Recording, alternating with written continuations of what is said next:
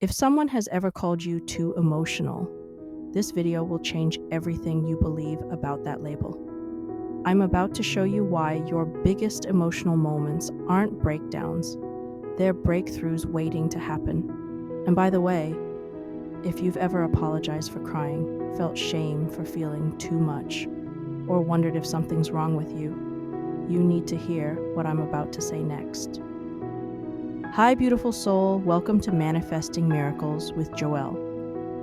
In the next 9 minutes, I'm giving you 4 game-changing methods that will turn your most overwhelming emotions into your greatest strengths. Stay until method 3 because it involves something most therapists never tell you about, and it's probably the most powerful thing you'll learn today. But first, let me ask you something. Right now, think of the last time you felt something so intensely that you immediately judged yourself for it. Got that moment? Good. Hold on to it, because we're about to completely reframe what actually happened to you. Okay, let's begin. Here's what nobody tells you about emotional intensity. Your emotions aren't betraying you, they're reporting to you. When you feel too much, your nervous system isn't broken. It's working exactly as designed. It's saying, hey, something important is happening here. Think about Sarah. She started crying during a team meeting when her boss criticized her idea. Everyone looked uncomfortable. She felt mortified. But here's what was really happening. That criticism hit an old wound where her voice didn't matter. Her tears weren't unprofessional. They were sacred information pointing to something that needed healing. And that brings me to method 1, which, by the way, is going to completely change how you handle triggers. So for method 1, call your trigger a truth signal, not a setback. If it hurt that much, it probably silenced you before. When a small comment ruins your entire day, you're not being dramatic. You're experiencing an echo from a time when your feelings didn't matter. Here's exactly how this works. Lisa's partner forgets to text good morning. By noon, she's furious about dirty dishes. Sound familiar? The real trigger wasn't the dishes. It was feeling invisible. That text represented care, and when it didn't come, her inner child panicked. Try this right now. Think of your recent trigger moment. Place your hand on your heart and ask, what earlier moment does this copy? Don't overthink it, just notice what comes up. Drop your answer in the comments, even if it's vague. Sometimes naming it is enough to release its power over you. Now, once you recognize the truth signal, you need to know how to respond to it. Which brings me to method 2, and this one's the opposite of what most people do. Method 2, don't analyze, attune. Here's the trap 90% of people fall into. When they feel something big, they immediately try to figure out why. Why am I like this? What's wrong with me? How do I fix this? Wrong approach entirely. Watch what happens when Marcus tries both approaches. Approach 1, analysis. Why do I feel anxious before this meeting? Is it because I'm incompetent? Did I mess something up? Result, anxiety spirals higher. Approach 2, attunement. He puts his hand on his chest, breathes slowly, and whispers, I notice tightness here. Result, the feeling softens because it's been witnessed. Now try this if you're feeling any tension anywhere in your body. Put your hand there. Don't try to change it. Just acknowledge it. Feel that shift? That's attunement.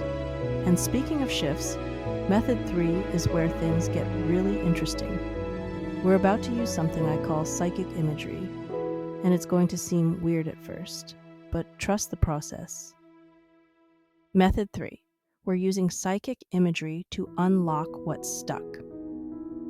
Now, before you click away thinking this is too woo-woo, this technique is based on how trauma therapy actually works.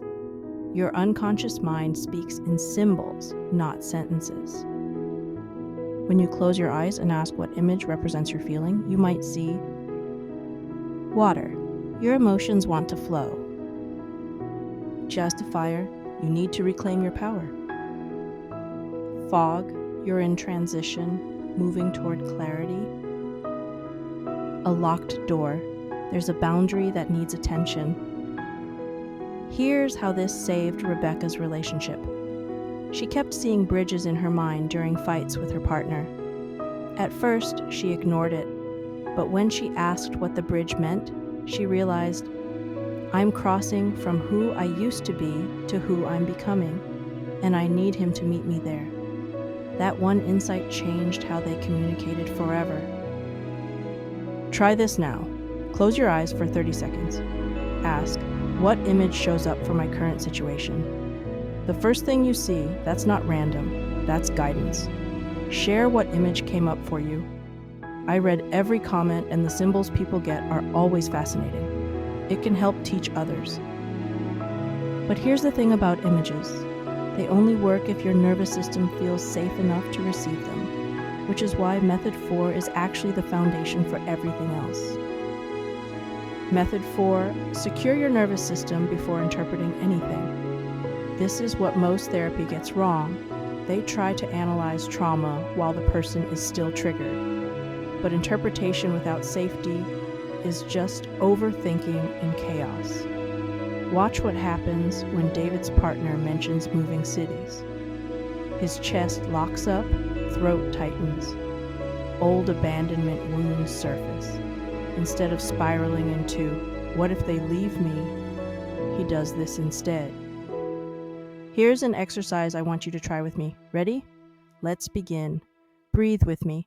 4 counts in, hold for 2, 6 counts out. Again. He holds something comforting, in his case, a smooth stone. He looks around and names 5 things he sees, 4 he can touch, 3 he hears. Then he says, I can feel this and be safe. And his entire system calms down enough to think clearly. Now I'm going to show you how to put all 4 methods together, plus I have 3 real success stories that will show you exactly how this looks in real life. Let me show you these methods in action. Maya the artist used to hide her tears from her partner. Now, she tells him, these tears are information.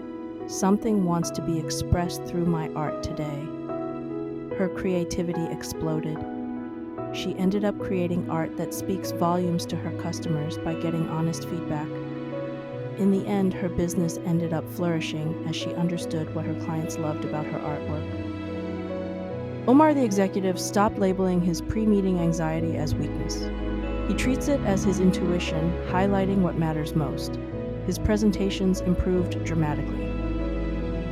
Rena the empath kept seeing fire imagery when people crossed her boundaries. She created a ritual, lighting a candle and saying, I reclaim my energy. Her relationships completely shifted. Here's your action plan. Next time you feel too much, Step 1, say, this is a truth signal instead of, I'm being dramatic. Step 2, put your hand where you feel it and breathe, don't analyze yet. Step 3, ask what image represents this feeling. Step 4, ground yourself with the 5-4-3-2-1 technique. Step 5, then ask, what does this feeling need from me? Remember that moment I asked you to think about at the beginning? That time you felt too much? Here's what I want you to know. You weren't too much. You were exactly enough for the truth your soul was carrying. Your tears clear paths. Your anger reclaims boundaries. Your worry points to what you need. The world needs your emotional intelligence. Don't dim it for anyone's comfort.